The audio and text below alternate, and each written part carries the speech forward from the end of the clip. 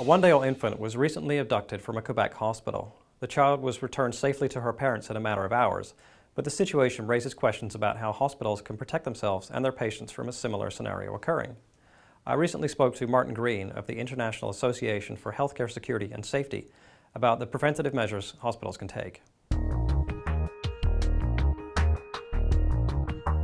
I think the first thing that hospitals have to have is a qualified security practitioner working in a healthcare facility, someone with a strong background in healthcare security, someone that has professional designation, someone that's a member of IAHSS, that's had a chance to review our guidelines and our policy development on how to prevent infant abduction. The second thing that we have to do is we have to educate the parents on what to look for.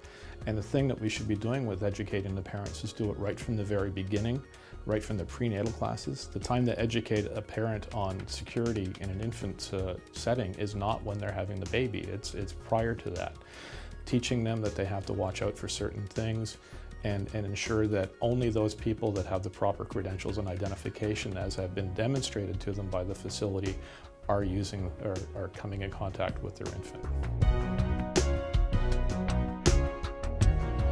You can't educate somebody at a time of emotion, and I remember when our children were born, the last thing that I was thinking about was anything that was taking place in the room. I was more focused on my child and I was more focused on my wife.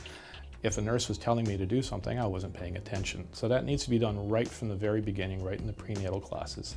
Patients or the parents are the ones that have the most contact with staff and obviously with the infant.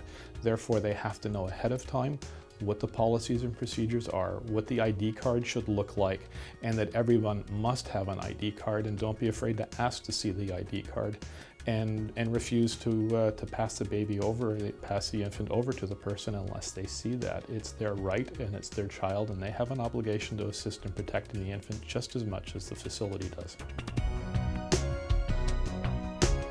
Statistics for infant abduction in North America are staggeringly low. When you look at the number of infants that are born in Canada, roughly 400,000 infants are born a year in Canada. The last infant abduction prior to the one a couple of weeks ago was 9 years ago.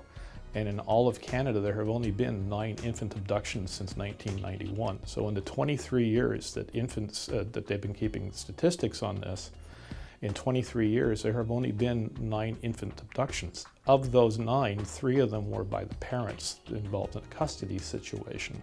So that leaves 6 by stranger abductions in 23 years. So the odds are staggeringly low.